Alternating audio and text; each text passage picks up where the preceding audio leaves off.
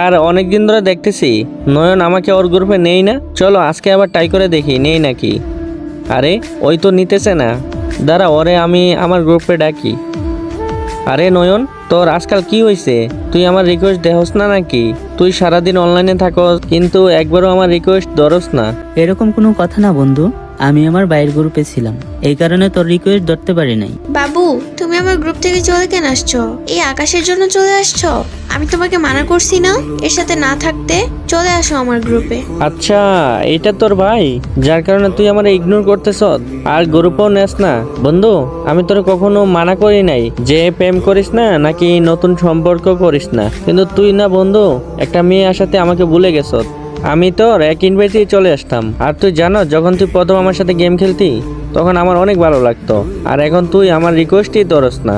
আর তুমি না সুমাইয়া, তোমার কোনো দোষ নাই, তুমি ওর সাথে প্রেম করতে সমস্যা ছিল না, কিন্তু তুমি তো ওর থেকে ওর বন্ধুকে আলাদা করে দিছো। তোমরা দুজন না একজন আরেকজনের জন্য সবকিছু, কিন্তু আমি স্মৃতি হিসেবে রয়ে গেলাম তোমাদের জন্য। এমন একটা সময় ছিল যখন ওই বন্ধু বন্ধু করতো, ওই আর শুধু একটা কথাই বলে, চল বন্ধু আমি তোর সাথে পরে কথা বলবো, এখন আমি আমার জিএফ এর সাথে খেলতে যাইতেছি। ভালোবাসা ভালোবাসাই রইলো, কিন্তু ওই বন্ধুর কি দোষ ছিল? কোনো কারণ ছাড়াই শেষ হয়ে গেল। দুঃখ আমার সাথী হইল।